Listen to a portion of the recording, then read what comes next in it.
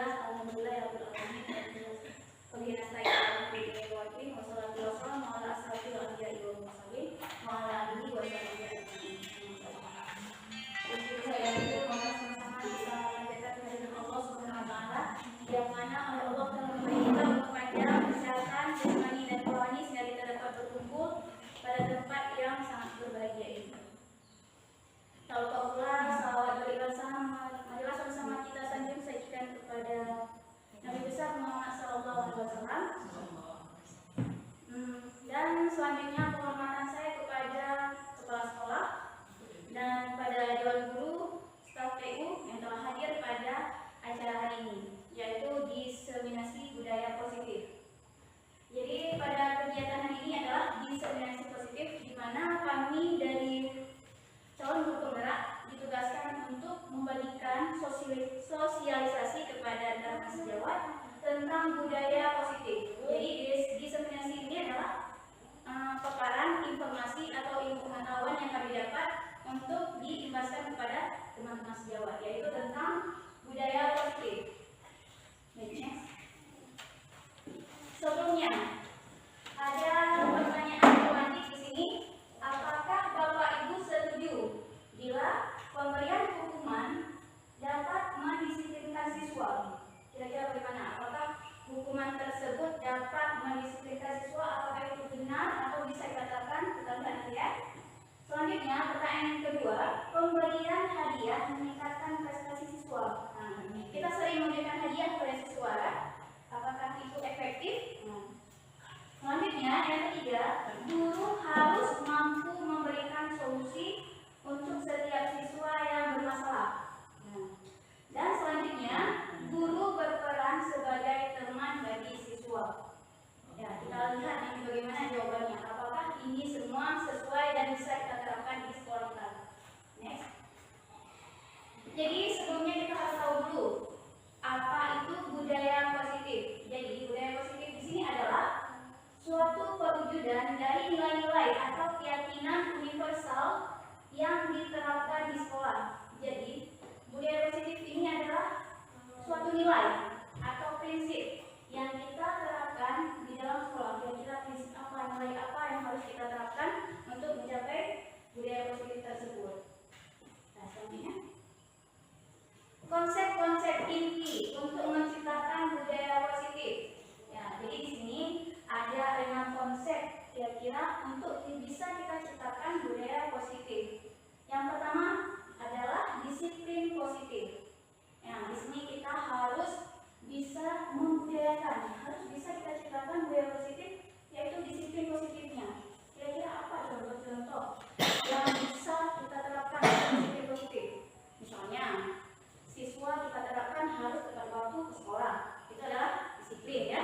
Disiplin adalah artinya kita bisa menerapkan apa yang telah diatur atau yang telah dibuat. Jadi kita laksanakan, berarti namanya disiplin. Yang selanjutnya adalah motivasi perilaku manusia. Nah, kita harus punya motivasi untuk perilaku. Kita harus semangat untuk melaksanakannya. Terus ada keyakinan kelas atau sekolah. Keyakinan kelas atau sekolah ini kita buat baik itu dalam kelas atau di sekolah. Keyakinan kelas yang disepakati oleh siswa bersama guru. Selanjutnya konsep kebutuhan dasar manusia. Nah, ini konsep kebutuhan dasar manusia ini harus kita penuhi. Apa-apa saja nanti ada penjelasannya ke depan. Dan selanjutnya konsep posisi kontrol seorang guru. Jadi di sini kita harus tahu posisi kontrol kita, apa-apa saja yang harus kita terapkan, yang harus kita pelajari. Nah, itu dia. Dan selanjutnya segitiga restitusi. Nah, kira-kira ini bagaimana segitiga restitusi? Semuanya ada paparannya ya. Nah, sebelumnya kita cobalah buka. Di sini ada perintah untuk kita. Ini disuruh bayangkan bisa kita ada dan Anda dan teman Anda akan melakukan kegiatan coba buka. Anda adalah A. Di sini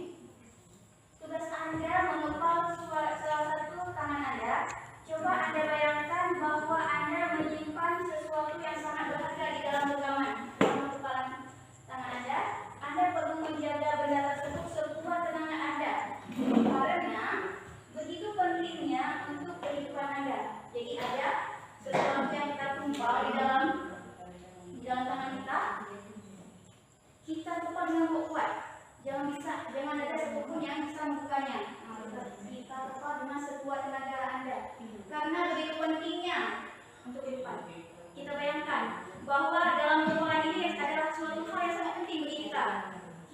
Kita berdoa jangan sampai ada yang bisa lupa. Tugas B, ada nanti seseorang yaitu rekan kita akan mencoba untuk dengan segala cara untuk membuka pelantangan. Ini teman kita mencoba untuk bisa berusaha untuk membuka pelantangan kita tadi.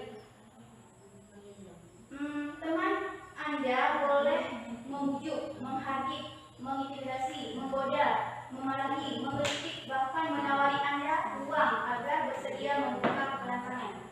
Ini maksudnya segitu pentingnya kita mengungkap sesuatu yang ada di dalam tangan kita, jangan ada yang bisa mengungkap. Itu salah satu contoh budaya positif kita. Kita jaga pelan ini jangan ada yang buka, walaupun dibayar dengan uang sekalipun, ya kan? Walaupun kita diintimidasi, digoda, dimarahi, dikritik, jangan buka pelan sesuatu yang berharga di dalam tangan kita ini. Itu kira-kira penerapannya. Bisa paham Bapak Ibu? Next. Nah, selanjutnya, bagaimana seseorang bisa berubah dari paradigma stimulus respon kepada pendekatan teori kontrol. Nah, jadi di sini kita perhatikan dulu stimulus kontrolnya. Perbedaannya bagaimana? Stimulus kontrol dengan teori stimulus respon dengan teori kontrol. Jadi realita di stimulus kontrol ini kita lihat realita atau kebutuhan kita sama. Jadi perbedaannya itu. Sedangkan di teori kontrol realita atau kebutuhan kita berbeda. Ya, selanjutnya semua orang melihat hal yang sama itu di stimulus kontrol. Stimulus itu adalah respon. Misalnya stimulus ada yang masuk dan bagaimana kita meresponnya, gitu ya. Terus setiap orang memiliki gambaran berbeda, itu disebut teori kontrol. Next saja. Nah, selanjutnya, tadi ada kan teori konsep-konsepnya. Ini adalah konsep yang pertama kita, yaitu disiplin positif. Kita tahu dulu apa itu disiplin positif. Disiplin positif merupakan salah satu cara penerapan disiplin yang bertujuan untuk menumbuhkan kesadaran serta memberdayakan anak untuk melakukan sesuatu tanpa sogokan, ancaman maupun hukuman. Nah, ini dia disiplin positif. Berarti dengan sendirinya siswa mau atau kita mau melakukan disiplin positif ini tanpa ada ancaman apapun, tanpa ada dorongan dari apapun. Dorongan boleh ya, dorongan boleh, semangat boleh, tapi bukan karena ancaman atau hukuman. Dia takut dengan hukuman makanya dia datang cepat, bukan karena itu, tapi dia mau sendiri, dia sadar sendiri. Itu dia untuk mewujudkan ada disiplin positif. Bisa dimengerti Bapak Ibu? Bisa. Oke. Selanjutnya,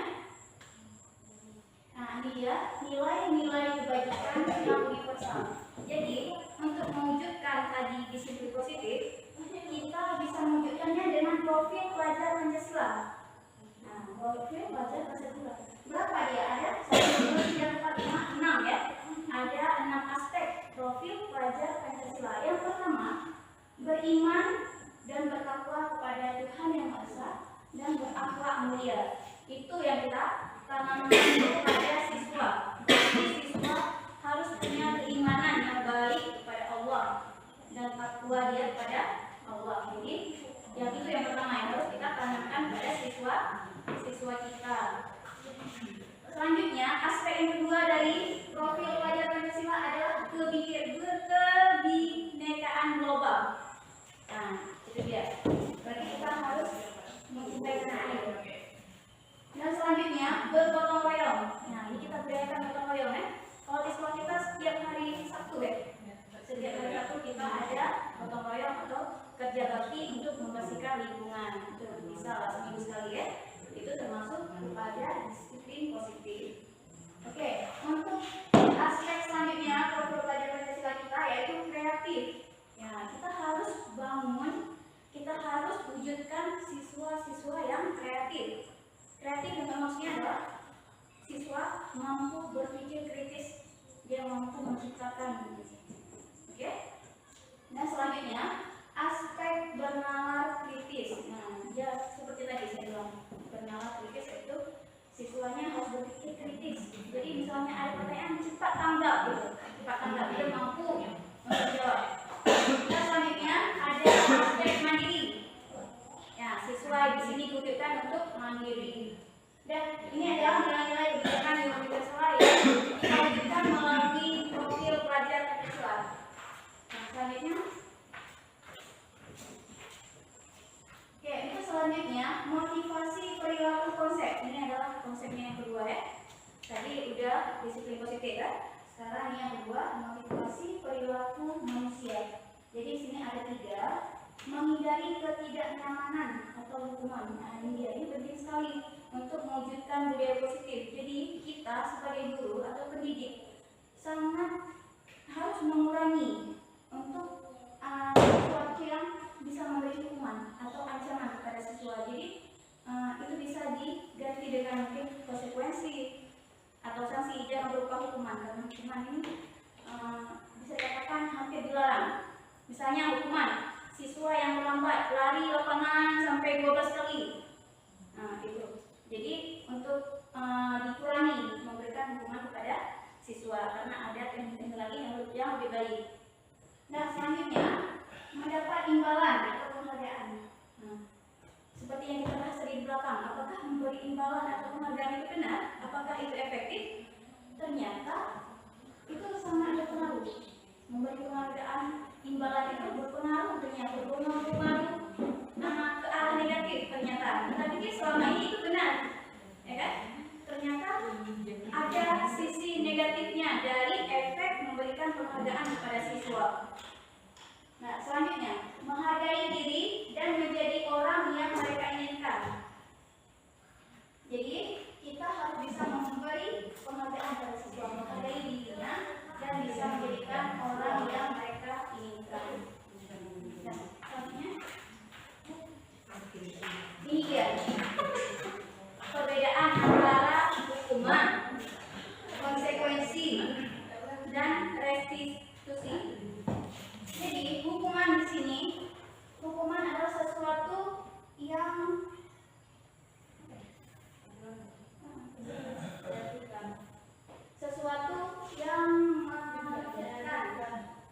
harus terjadi. Konsekuensi intinya bahwa hukuman, konsekuensi, restitusi sebenarnya sama, tapi efeknya yang berbeda. Gitu. Jadi hukuman ini lebih efeknya jangka panjang, sedangkan konsekuensi tidak berefek jangka panjang, ya cuma jangka pendek. Dan restitusi ini adalah yang diharapkan untuk kita terapkan di sini. Mau bilang tidak?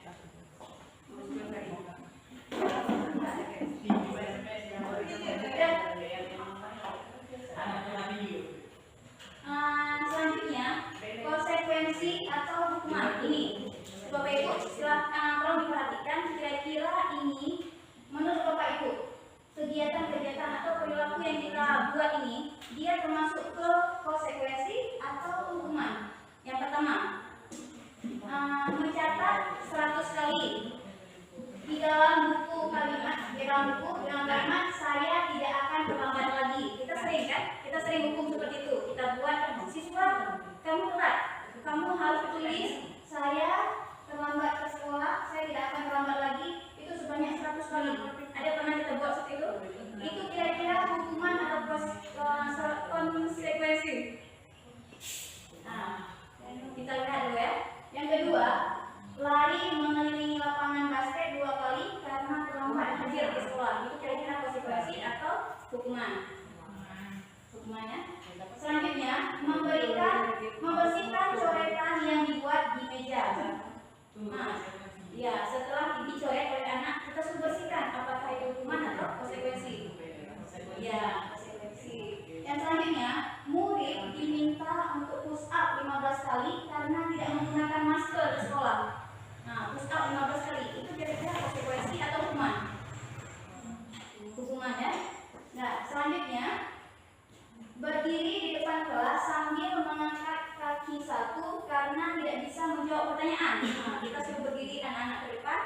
Nah itu berdiri, angkat kaki satu, karena tidak bisa menjawab pertanyaan. Kira-kira itu konsekuensi atau hukuman? Hukuman.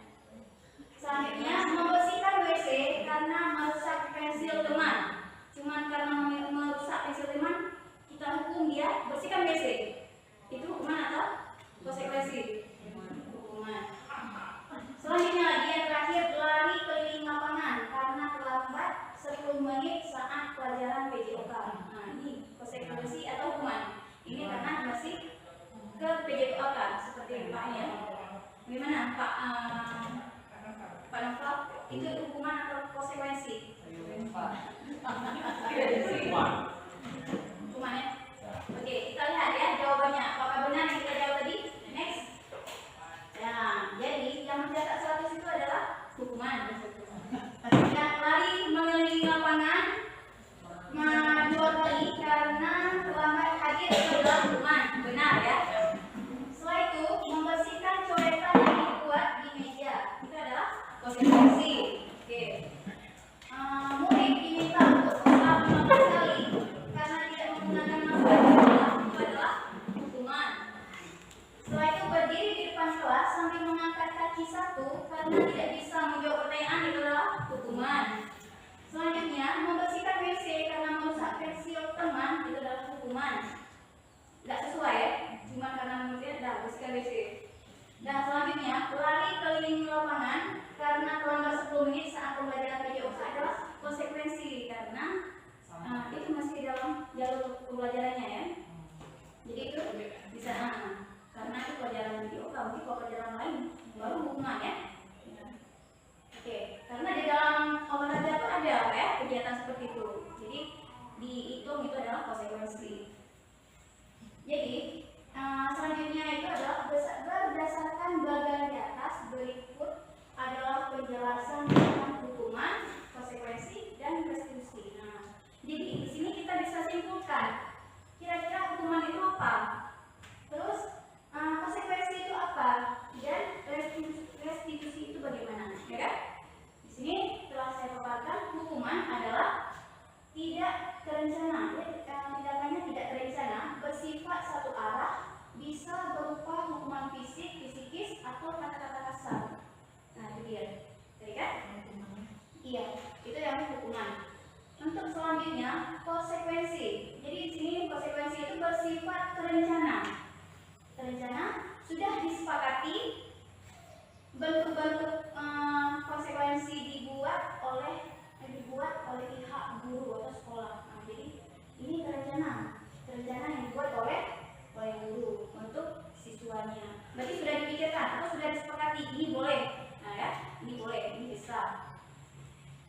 Nah selanjutnya restitusi adalah proses menciptakan kondisi bagi murid untuk memperbaiki kesalahan mereka sehingga mereka bisa kembali pada kelompok mereka dengan karakter yang lebih kuat. Nah di sini inilah yang harus kita ambil atau harus kita terapkan, yaitu restitusi. Kita buang atau kita ubah, bukan kita buang maksudnya ya, hukuman yang biasanya pernah mungkin ya, pernah atau sering kita lakukan, itu kita ganti menjadi dengan restitusi. Karena apa? Restitusi ini adalah proses menciptakan kondisi bagi murid untuk memperbaiki kesalahan mereka. Jadi kita beri kesadaran dia. Bila kita terapkan restitusi ini, siswa kita pilih bagaimana kira-kira solusi yang akan membuat. Kemarin saya ada buat sebuah video bersama siswa. Jadi ada siswa yang bernama Reda, dia telat datang ke sekolah. Udah mulai pelajaran dia baru datang 8:30. Jadi saya panggil kepada Reda ini, kenapa kamu telat? Saya tanya, terus dia menjawab, karena dia tidur atau kemalaman tidur tadi malam karena main HP. Itu alasannya. Terus di sini biasanya kita kalau dulu kita kasih hukuman karena dia telat datang. Tapi ini kita ubah menjadi restitusi. Kita tanya, kira-kira apa solusi kamu untuk masalah kamu ini? Nah, kita kembalikan ke siswa. Kita tanya, ini kamu datang telat ke sekolah udah jam 8:30, udah jam 9:30, itu kan udah telat. Itu udah melanggar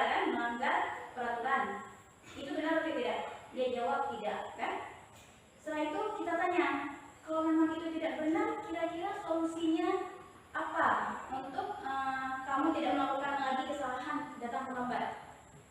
Saya janji Bu, saya tidak akan datang terlambat lagi. Dia menjawab seperti itu.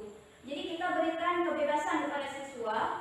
Untuk yang pertama, langkah pertama kita beri kebebasan dulu kepada siswa untuk apa solusi yang dia ambil dari sifat salah dia tadi. Gitu.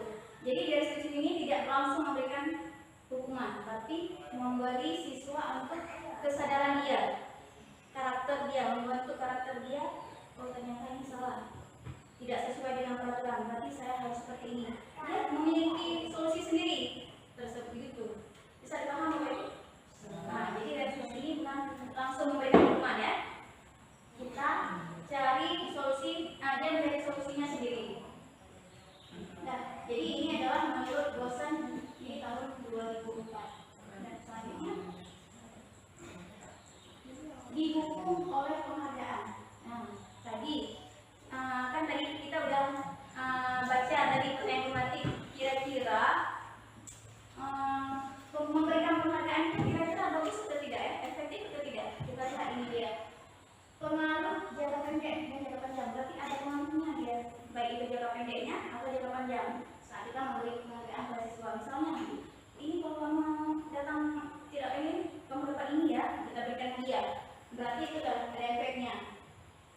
Selanjutnya penghargaan tidak efektif, berarti di sini penghargaan itu belum tentu efektif yang kita berikan. Berarti ada sisi-sisi lain ya yang harus kita lakukan. Berarti ada yang lain. Terus penghargaan merusak hubungan. Mungkin merusak hubungan juga. Menurut penghargaan merusak hubungan, mungkin ada iri untuk orang lain. Begitu ya. Selanjutnya penghargaan mengurangi kecepatan. Dan selanjutnya lagi penghargaan mematikan kreativitas.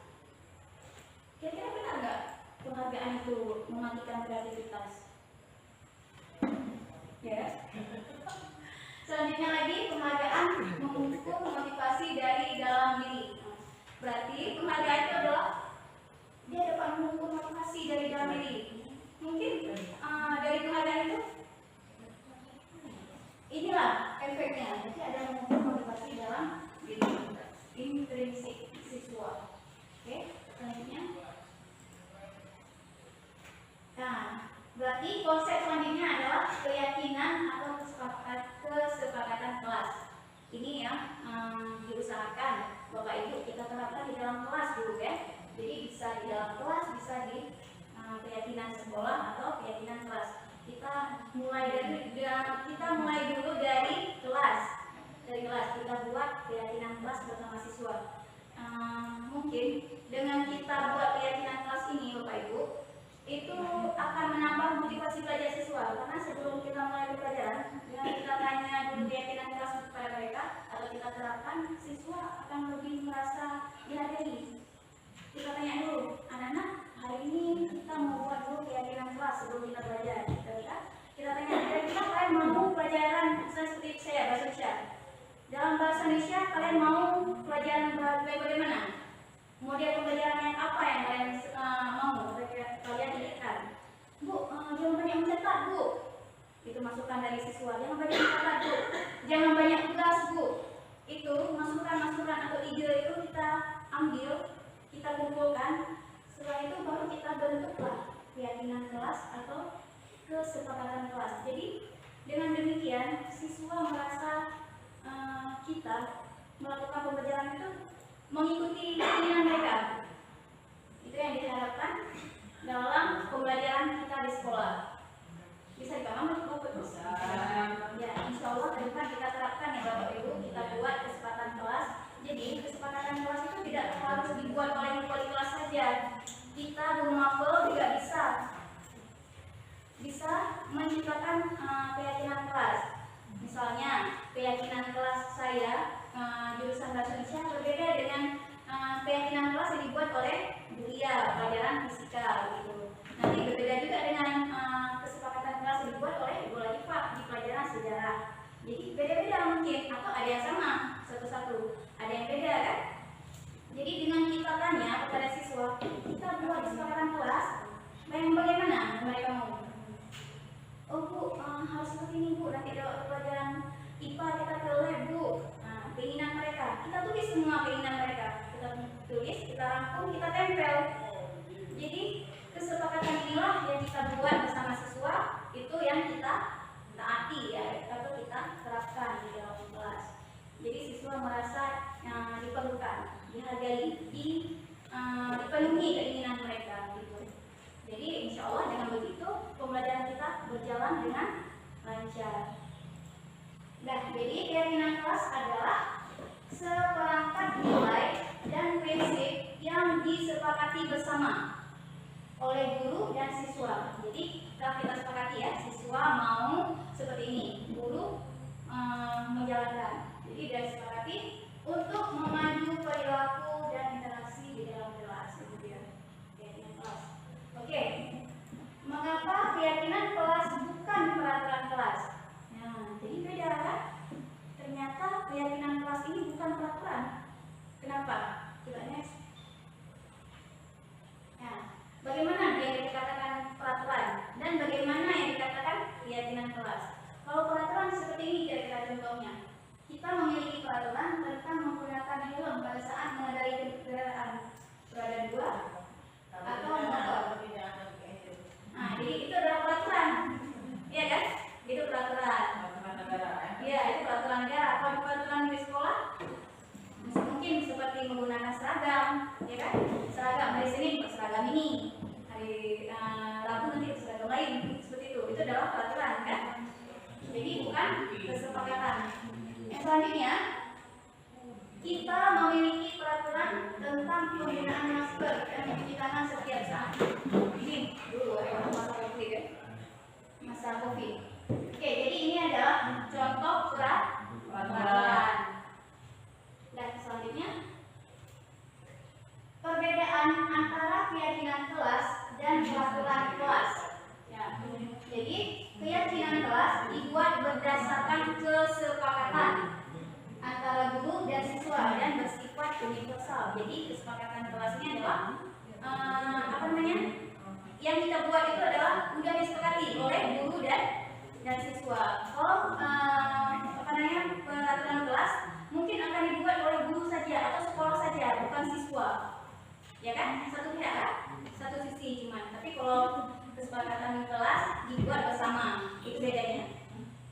Yang selanjutnya, peraturan biasanya dibuat oleh guru atau bersifat satu arah. Nah, seperti saya jelaskan tadi, berarti kalau peraturan adalah dibuat secara satu arah atau dibuat oleh guru saja, tidak melibatkan siswa.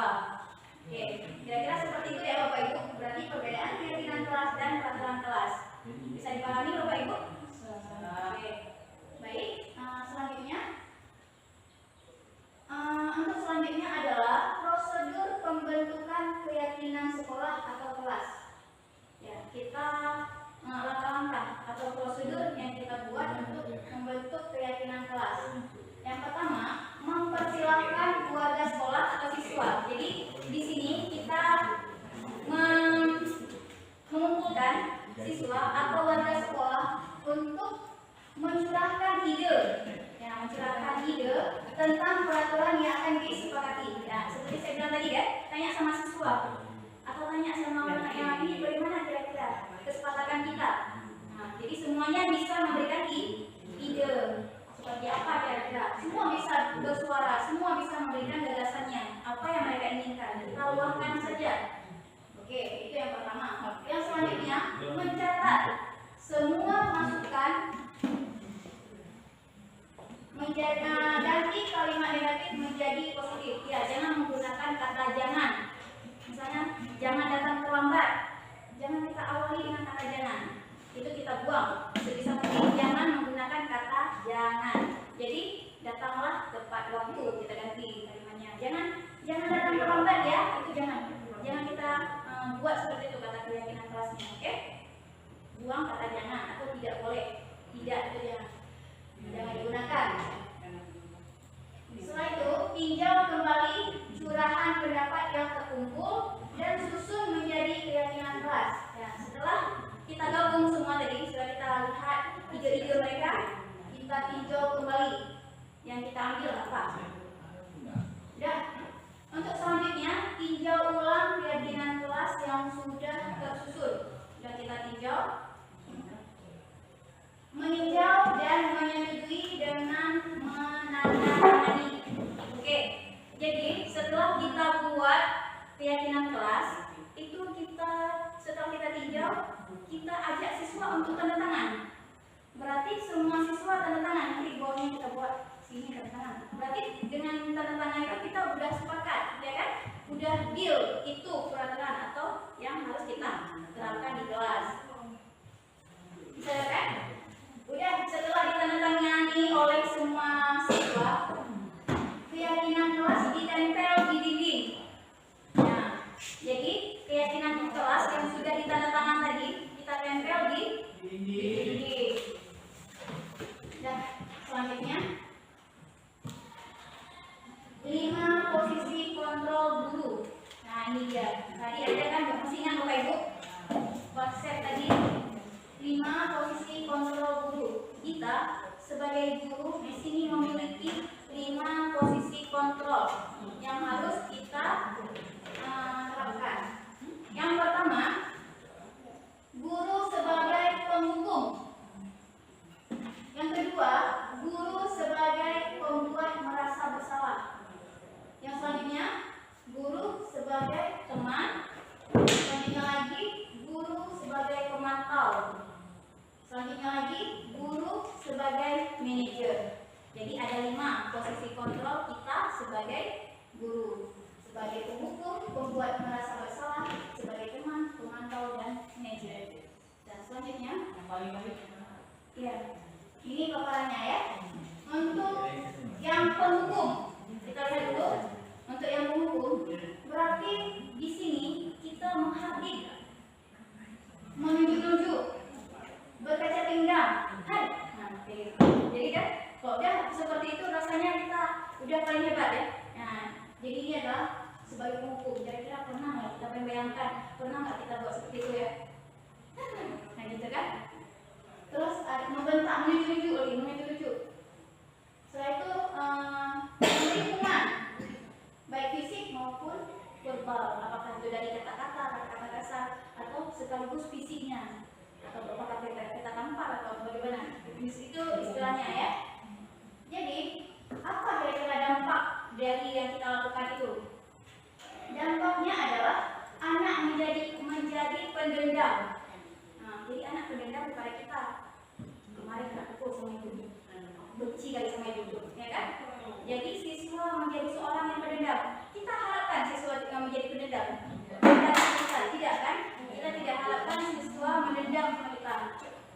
Jadi tidak disukai, tidak menyukai guru atau mapel tertentu. Nah, jadi karena dia dendam, dia malas masuk ke pelajaran kita.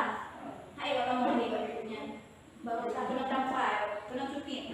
Jadi dia dendam. Efek dari situ adalah dia tidak mau masuk lagi ke pelajaran kita. Oke ya? Jadi itu dampaknya ya, dampak dari kalau kita guru sebagai penghukum. Oke, untuk selanjutnya, kira-kira posisi kontrol yang kedua adalah pembuat merasa bersalah. Bagaimana kira-kira itu posisi kita sebagai guru? Dia menggunakan suaranya lembut, namun menyalahkan siswa. Nah, walaupun kata-kata yang kita keluarkan lembut, tapi menyalahkan. Nah, bisa dibaca. Selanjutnya, guru menyatakan kesalahan pada siswa dan guru menderita. Setelah kita buat begitu, kita teringat-ingat sampai rumah masih teringat dengan kata kasar. Mungkin kita tersinggung ya, kita teringat-ingat jadi merasa bersalah. Ya kan? Pernah kita begitu. Setelah kita marahi siswa, setelah kita kata-kata kasar kepada dia, kita sampai ke rumah teringat-ingat dengan kata-kata kita tadi. Kita merasa menyesal, ya kan? Merasa bersalah. Bukan betul kata-kata yang memang gitu kan? Nah, jadi itulah membuat merasa bersalah. Jadi efek atau dampak dari kegiatan itu adalah membuat siswa merasa bersalah, rendah diri dan menarik diri. Nah, jadi dia efeknya itu membuat siswa merasa bersalah karena kita sudah laksanakan tadi.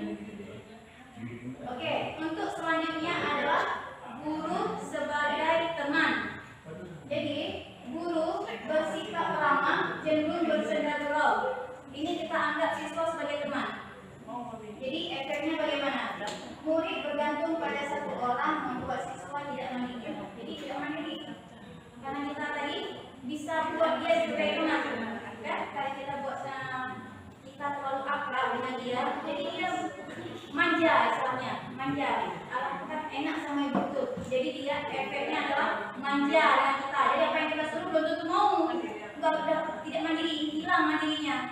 Karena dia merasa sudah dekat dengan kita, jadi tidak boleh juga Bapak Ibu, tidak boleh juga kita terlalu dekat atau terlalu berteman dengan siswa. Harus menjaga jarak antara guru dengan siswa. Jadi kira-kira apakah ini benar? Kalau posisi kontrol kita sebagai teman terlalu dekat, apakah benar? Kita baca dari hati kita sendiri, ya kan Bapak Ibu? Ya. Dan untuk selanjutnya pemantau. Ya, posisi kontrol kita yang selanjutnya adalah sebagai pemantau. Nada bicara dan ekspresi datang. Dan setelah itu identitas berhasil. Pemantau tetap memantau saat siswa diberi sanksi. Nah, kita beri sanksi, kita pantau. Kira-kira dampaknya adalah menghitung hadiah atau hukuman yang diberi tanpa melihat nilai kebaikan, tidak sepenuhnya mandiri. Nah, itulah kira-kira ya Bu. Saya paham ya. Nah, untuk selanjutnya manager. Nah, ini adalah posisi yang menurut kami adalah yang paling baik, yaitu posisi kontrol guru sebagai manajer. Bagaimana kira-kira? Suara netral, tidak terlalu besar, netral. Kita mengatakannya dengan baik. Tercipta identitas positif di sini. Terus berhasil mengajukan pertanyaan bermakna, membantu siswa memecahkan masalah. Ini yang paling penting Bapak Ibu, yang harus kita terapkan, yaitu posisi kontrol kita sebagai manajer. Jadi dampak di sini adalah murid mandiri. Kenapa mandiri? Karena kita beri mencari solusinya sendiri. Jadi dia punya pemikiran yang kritis untuk solusi apa yang mereka pilih. Setelah itu adalah memecahkan masalahnya sendiri. Itulah dia dampaknya. Kalau kita terapkan posisi kontrol kita sebagai manajer. Oke, untuk selanjutnya kebutuhan dasar manusia. Tadi ada kan kebutuhan dasar manusia. Jadi kebutuhan dasar manusia itu yang harus kita penuhi itu ada 5. Yang pertama, bertahan hidup atau fisiologi. Nah, terus selanjutnya kasih sayang dan rasa diterima. Jadi kita harus punya rasa kasih sayang dan rasa diterima. Selanjutnya penguasaan. Yang selanjutnya lagi kebebasan. Kita harus sebagai manusia harus ada rasa bebas. Jangan kita seperti terikat, seperti terbelenggu. Kita harus merasa kita punya kebebasan. Ya. Terus selanjutnya kesenangan. Kesenangan itu harus ada kan? Jadi tidak boleh kita terlalu fokus dengan satu hal, tapi kita lupa dengan rasa senang. Itu jangan lupa bahagia. Ingat apa itu ya? Jangan lupa bahagia. Ini adalah kebutuhan dasar. Itu harus ada 5 yang ada untuk kita manusia. Yang pertama, untuk bertahan hidup kita harus makan, harus minum, harus bernafas. Itu bertahan hidup kita.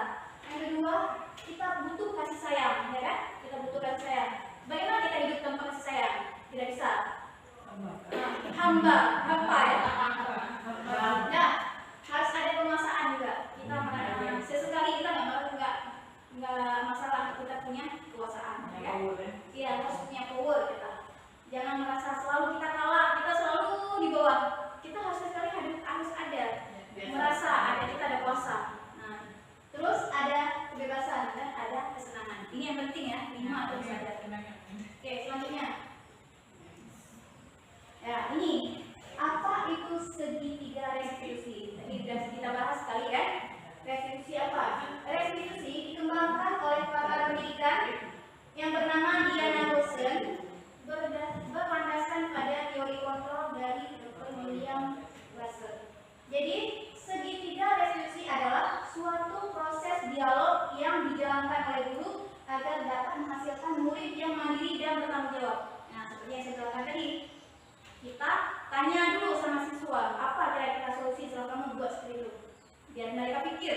Jangan kita selalu kasih kesalahan, kita kasih hukuman, tapi kita kasih kesempatan dia berpikir. Oh, misalnya nggak berubah. Oke, kita ambil langkah selanjutnya. Jadi yang pertama dulu kita terapkan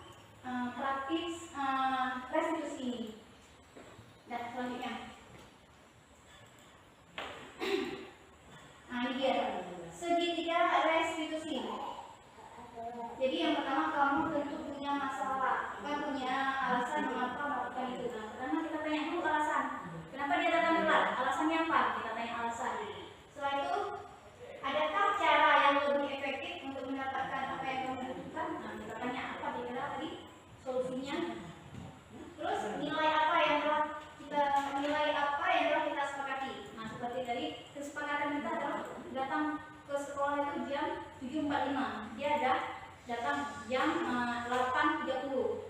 Kira-kira apakah itu sesuai dengan kesepakatan? Jadi dia pada berpikir. Terus ada lagi, kamu ingin menjadi orang yang seperti apa? Kenyataannya katanya sama dia. Terus selanjutnya, kamu bukan satu-satunya yang pernah melakukan ini. Jadi kita kasih kepercayaan bahwa dia itu biasa melakukan kesalahan, tapi harus ada berapa harus ada bisa memperbaiki. Setiap orang pasti pernah melakukan kesalahan, ya kan? Ya. Tidak ada manusia yang sempurna. Oke, selanjutnya ini dia contoh video segitiga restitusi. Tetap ya? Oke, silakan.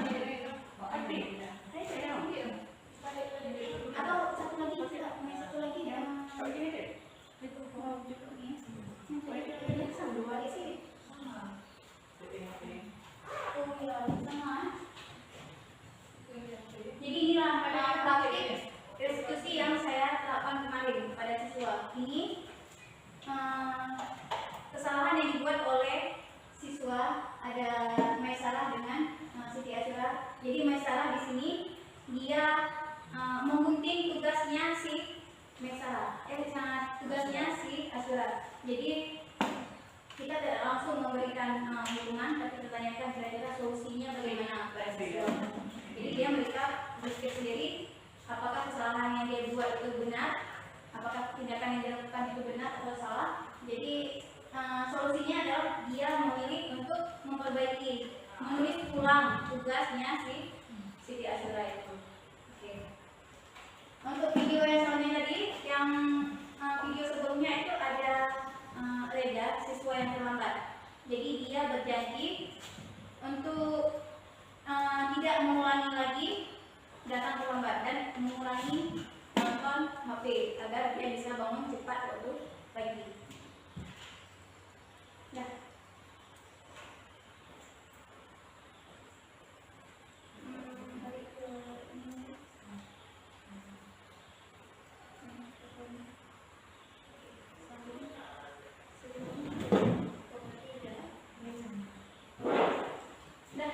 Jadi setelah saya paparkan semua tentang budaya positif yang harus kita terapkan di sekolah kita, insya Allah mudah-mudahan berjalan.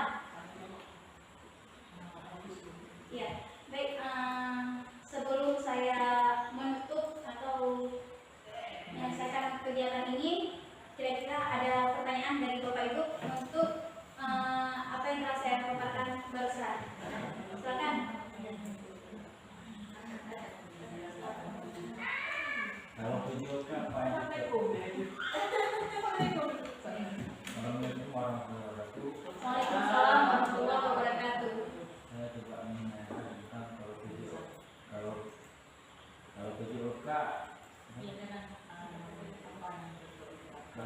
PJOK apa yang cocok diterapkan agar siswa tidak mampu? Oke, baik, terus lagi pertanyaannya tadi Pak Novel ya. Apa kita langsung jawab? Ya. Langsung aja ya. Oke. Baik, kira-kira tindakan ya atau hukuman siapa tadi? Jangan menunggu seperti apa yang Oh iya, iya. Oke. Jadi bagi pelajaran olahraga mungkin seperti keliling tadi masih dikatakan konsekuensi ya, asal tidak berlebihan ya. Berarti di dalam pembelajaran PJOK sama juga kita bisa terapkan restitusi di dalamnya. Kita bisa pilih konsekuensi yang lebih ringan kan. Jangan yang kira-kira fatal. Itu yang kira-kira fisiknya itu bisa berefek pada siswa. Sebisa mungkin di PJOK walaupun pelajaran olahraga itu biasa mungkin lari-lari gitu, sebisa mungkin kita minimalkan, jangan terlalu yang apa misalnya yang terlalu sampai 20 kali putaran lapangan. Bisa kita bayangkan bagaimana lelahnya kita, apalagi dari matahari ya Pak ya. Jadi setidaknya tiga putaran ya, putaran, dan tetap bisa pakai segitiga restitusi tadi walaupun itu pelajaran PJOK Pak. Jadi sama ya, sama bisa kita terapkan juga. Oke, bisa diterima Pak?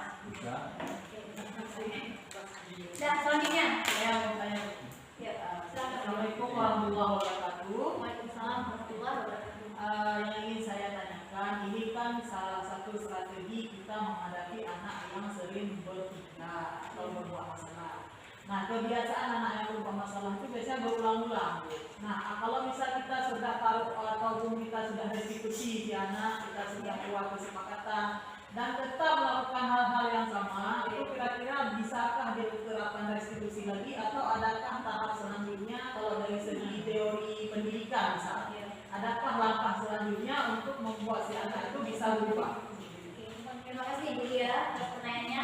Baik, jadi kita tadi udah terapkan praktik segitiga restitusi, tapi siswanya masih juga seperti itu. Ternyata dia tidak menepati janjinya.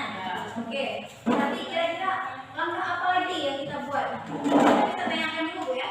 Kira-kira kenapa dia tidak alasan dia tidak mematuhi janji dia kemarin? Alasannya apa? Kita tanya dulu alasannya. Terus kalau memang masih juga, itu baru kita beri langkah selanjutnya apakah itu, baru kita bisa beri konsekuensi atau hukuman. Mungkin seperti itu kan? Ya, kita tanya dulu berarti ya. Alasannya apa? Kenapa dia tidak mau menepati janji? Setelah kita tahu, oh ternyata alasannya itu. Kalau misalnya bisa kita terima, oke. Misalnya tidak bisa diterima, langsung kita beri konsekuensi atau hukuman yang cocok. Dengan cara mungkin tidak terlalu ini ya, terlalu parah lah ya. Oke, terima kasih Bu. Masih ada lagi pertanyaannya? Ya. Bu Sunarti ada pertanyaan? Assalamualaikum warahmatullahi wabarakatuh. Waalaikumsalam warahmatullahi wabarakatuh. Apa saja hukuman yang cocok diberikan kepada siswa yang malas belajar? Oke, yang malas belajar ya. Apakah langsung kita beri hukuman atau kita tanyakan dulu? Tapi dulu kita tanyakan dulu ya. Tanyakan dulu kenapa dia malas belajar. Apakah dia tidak suka dengan pelajaran itu? Apakah dia punya masalah di rumah?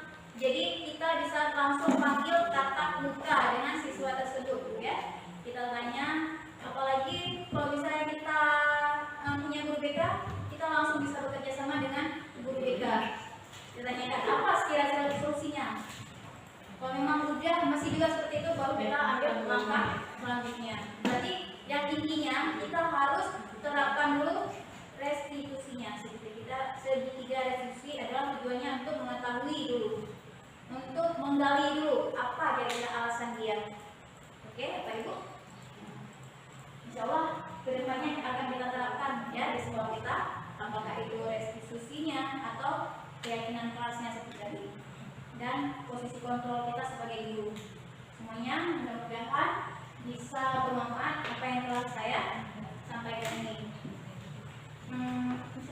ya. Baik, cukup di sini saja paparan saya tentang diseminasi budaya positif. Semoga bisa kita terapkan di sekolah tercinta kita di SMA Negeri 1 Darussalaam ini ke depannya ya. Baik, terima kasih. Wassalamualaikum warahmatullahi wabarakatuh. Wabarakatuh. Nama saya Devi Haryati. Dari pengimbasan budaya positif yang dilakukan oleh Ibu Saprida, banyak hal yang tidak kita sadari sebagai guru. Salah satunya adalah pembentukan keyakinan kelas, di mana keyakinan kelas yang kita pahami adalah nilai-nilai kebajikan atau kebiasaan positif yang kita buat bersama siswa dengan disepakati seluruh anggota kelas. Terima kasih. Assalamualaikum warahmatullahi wabarakatuh.